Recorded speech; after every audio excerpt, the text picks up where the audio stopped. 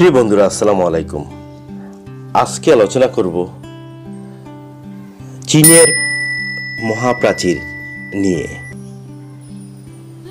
প্রিয় বন্ধুরা, আমাদের এই চ্যানেলটিতে যারা নতুন, দয়া করে চ্যানেলটিকে সাবস্ক্রাইব করুন এবং এই ধরনের তথ্যমূলক ভিডিও সবসময় পেতে চাইলে পাশের বেল আইকনের অল বাটনে ক্লিক করে রাখুন। এখন আসল ঘটনায় আলোচনা করি।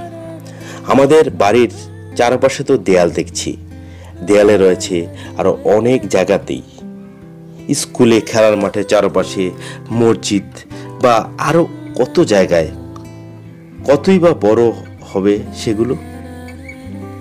কিন্তু আপনি কি কল্পনা করতে পারেন এমন কোন দেয়ালের কথা যেটি প্রায় ৬,৪০০ কিলোমিটার বা ৪,৫০০ মাইল লম্বা?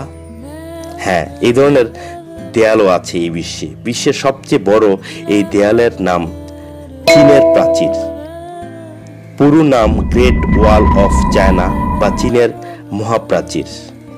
অনেকটা ড্রাগন বা সাপের মতো আঁকাবাঁকা ভঙ্গিতে তৈরি করা এই দেয়ালটিকে চীনে বলা হয় 10,000 লি বা 10,000 লি এর দেয়াল। চীনের শত্রুরা যাতে চীন আক্রমণ করতে না পারে সেজন্য 221 খ্রিস্টপূর্ব সম্রাট শি ওয়াংটি এই প্রাচীরটি তৈরি করার কাজ শুরু করেন। প্রায় 3 লক্ষ লোক 10 বছর পরিশ্রম করে এই প্রাচীরটি তৈরি করেছিল। মজার কথা কি জানেন? এই প্রাচীরটি সম্পূর্ণ হাতে হাতে তৈরি করা হয়েছে, এতে কোনো যান্ত্রিক পদ্ধতি ব্যবহার করা হয়নি। ইট, পাথর আর মাটি দিয়ে গড়ে প্রায় 7.5 মিটার উচ্চতার এই প্রাচীরটি তৈরি করা হয়। চীনের পূর্ব থেকে পশ্চিম দিকে 5টি প্রদেশ জুড়ে এই প্রাচীরটি তৈরি করা হয়। বাইরে থেকে আসা শত্রুদের আক্রমণ তদারক করার জন্য প্রাচীরের প্রতি 100 গজ পরপর একটি করে ওয়াচ টাওয়ার বানানো হয়।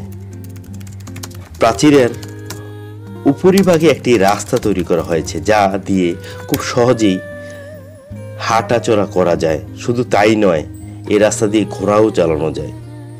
দেখা গেছে চীনের প্রাচীরের উপরের অংশ প্রায় 9 মিটারের মতো প্রশস্ত।